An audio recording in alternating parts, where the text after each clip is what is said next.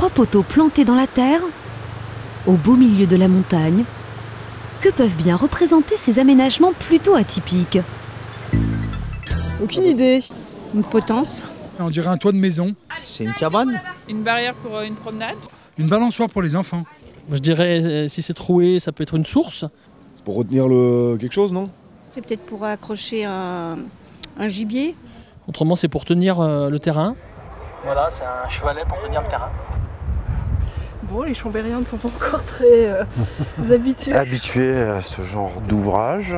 C'est vrai que c'est assez nouveau pour les gens et je peux comprendre l'incompréhension devant la vision de l'image des trépieds, quoi.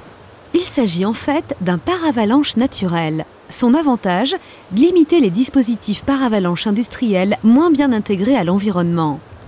C'est dans le cadre d'un programme d'échange Alcotra avec l'Italie que cette technique, déjà utilisée dans la gestion forestière, a été importée pour la protection des routes.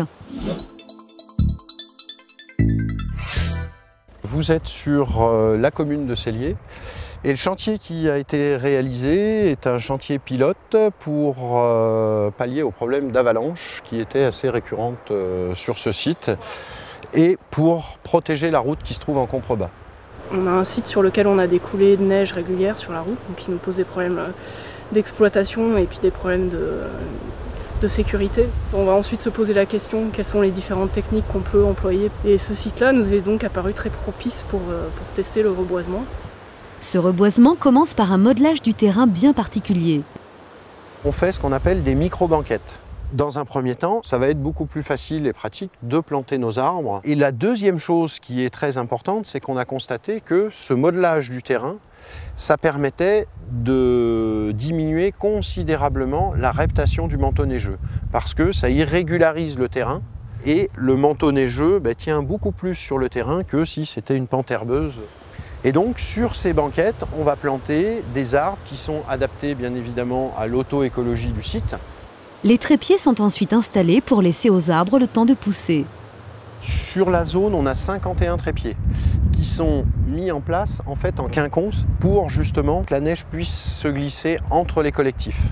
Ils sont ancrés à l'arrière par un fer-tor, par un crayon en fait, pour éviter qu'ils ne basculent et qu'ils partent dans la pente.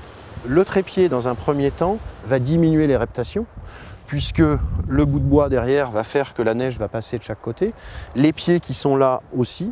Et il y a un effet de ce qu'on appelle un effet de corps noir. Autour des trépieds, la neige va fondre beaucoup plus vite, donc va donner beaucoup plus de chances au plant pour se développer correctement.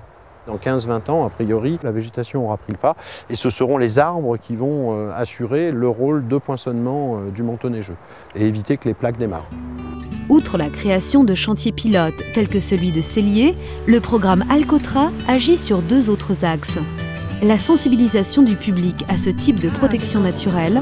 C'est une excellente idée. La formation de personnel technique comme Gaël et Philippe.